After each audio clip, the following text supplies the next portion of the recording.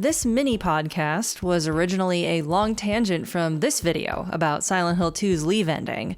Rather than putting a whole bunch of spoilers about some other games in that video, I took it out and made it into its own little thing. Spoiler alert, there are some big ones in here from Firewatch, SOMA, and Silent Hill 2. But I think one of the things that peeved people about Firewatch also was that it's kind of funny because like Silent Hill came around and did this it was the first game to do like, you know, my wife is missing. Actually, she's dead. You know, this place is haunted as fuck and she's dead. And you're imagining all this shit and you're going crazy and she's talking to you and, you know, there's a doppelganger and she's dead and da-da-da. And I think like people came into Firewatch expecting the same story. So Silent Hill like defied convention, but made a new convention where like dead wives are to be sometimes expected to come back to life and haunt somebody, because there was like a very small scene in the middle of Firewatch where you hear your wife's voice on the radio or something like that. Mm-hmm. And, you know, I was like, oh, it's going to be like a cool Silent Hill thing. And his wife is, you know, going to make it feel really bad. But she wasn't actually even dead. Like, yeah, no, she wasn't. She wasn't dead even. No, but I was still like, oh, maybe it's like a haunted situation. He killed her and he like thinks that she's still alive. But it's like, you know, I took Silent Hill 2's plot, and I applied it to this other thing that has nothing to do with that. Which is funny because I was doing that too, to a degree. What I was doing was when the main character, what's his name, Harry? I think like it's, oh God, I don't know. I think it's Henry, but I'm not certain now. I know the girl is Delilah. Yeah, Delilah. Because that's a very memorable name to me. And the guy kind of had just a regular guy name, so I don't remember it. Yep, Henry. Okay. So yeah, what I was doing was taking Henry, and when Delilah was talking, and I forget his wife's name. Oh man. Oh, I don't remember her name either. It was like Julia or something? Yeah. I think it was like Julia or something like that. But what I was doing was when Henry was talking to Julia, I thought Julia was like one aspect of this woman's personality. Yeah, because you never meet either woman in person. Right. So I was like, oh, maybe like this isn't a real person and his loneliness is driving him to imagine this woman or something. Right. And honestly, to me, it was, I thought this was going to happen where it was like you have Delilah and you have Julia, and they're two aspects sort of along the lines of Maria and Mary. Mm-hmm. Yeah. And so, you know, I thought that, you know, one was definitely more, what's the word? Outgoing, gregarious, and the other one was sort of, you know, burdened with an illness, and you know, you weren't viewing her the same way. But I'm glad it took a more nuanced approach to that. I'm glad it went for a more realistic approach, because there's so many like Hollywood endings these days, and it's just nice when media can just sort of sit back and reflect on reality, real life, yeah, and have something to say about real life through the fake medium of video games. Yeah, they still like have important themes, but it's not through this lens of fantasy or sci-fi or the supernatural, which can very easily amplify those themes and make them a lot more easy for an audience to digest, because they're a lot more interesting and exciting and entertaining. But it's like, if it's just about a guy in the forest running away from his problems, it's kind of like, what? This is boring. I wanted Bigfoot to show up. What the fuck? And I think people were angry because they were expecting intrigue, from previous media that had like, you know, a dead wife and a husband running away from problems and like a mysterious woman. And like there were elements that reminded people of things that did have twists and really interesting endings and stuff like that. And B, because of the non-sci-fi, non-twist stuff that they started doing at like the halfway point of the game, where it's like, oh my God, is somebody watching us? Like this suspicious stuff is happening. It turns out to be like a totally ordinary thing. Well, not totally ordinary, still weird guy fucking with them. Red herring. Yeah, but like red herring, yeah. And I think like that set people up to be super disappointed.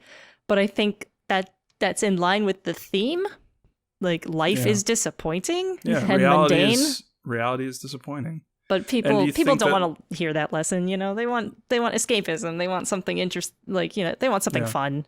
I mean, even the visuals in Firewatch are like built to be aesthetically pleasing. It's not like, every bit of that game is built to sort of play toward this sort of, I said fake earlier and I didn't mean it like that. I meant sort of like, nonfiction and versus fiction.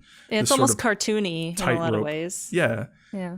And so I just think that the game, it was sort of built to say something about that. And it's saying like, media games especially are like walk this tightrope of reality and fantasy. And it's just interesting when a game like walks that tightrope and sort of heads over to one direction as though it's like going to do this fiction thing, but then sort of really takes a hard right and sort of says, look, nonfiction is sometimes more interesting and more affecting. And it definitely, that's the thing. If that game had ended with like a fucking UFO abduction, I would not have been nearly as affected. Like if that game ended with like some sort of a government conspiracy thing, it wouldn't have meant so much to me. Yeah, I agree that like I would have been like, I won't lie, I would have been entertained and perhaps even more experienced more emotional closure if there had been, a government or sci-fi reason that some spooky things were happening. Just because that particularly is intriguing to me. That's something I like. I like, conspiratorial sci-fi stuff and junk like that. So, like, I won't lie, I would have liked it. But yeah, I agree that I wouldn't have like learned anything or had something really meaty to digest afterwards and be like, why was it like that? It would have just been like, wow, that was popcorny and fun. Yeah. Yeah, and it'd be like, trying to make a game like Soma be more like roller coastery, more like, Metal Gear Solid-y instead of the heady like nonsense that it was.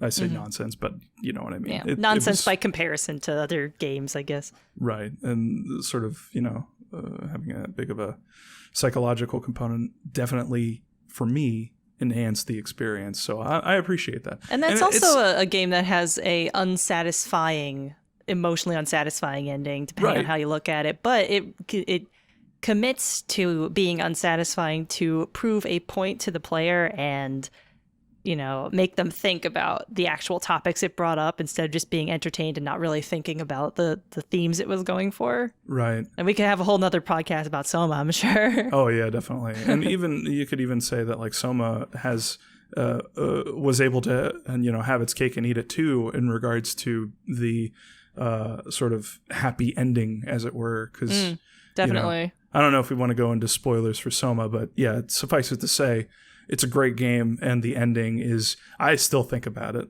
Like I'm still every now and then I'm finding myself like just thinking about what the implications of that thought experiment are. But the whole conversation with Firewatch really kind of echoes a similar conversation with horror games, because it's like a lot of people, and if you didn't like Firewatch, that's fine. Yeah, it's fine. Us liking it doesn't take away from your not liking it.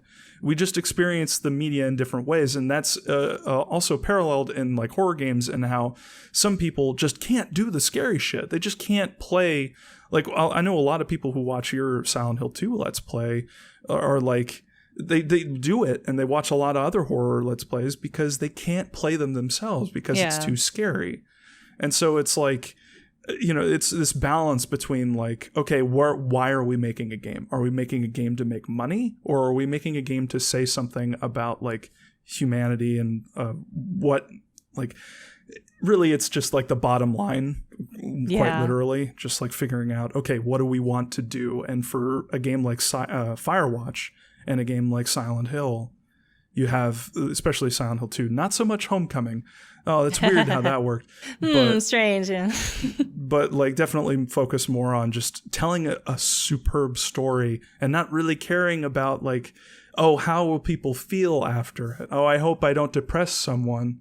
Oh, I hope that someone doesn't return this because it isn't 60 hours long. Right. Oh, by the way, Silent Hill 2 is like, 5 hours long or something. 3 hours if you go quick. Fuck the Town of Light. Anyway. Yes. All right. We want to talk over Maria? Yeah, I'll probably make that its own little mini bonus podcast, actually, because that was really interesting aside. Cool. Yeah. Good shit. Fantastic.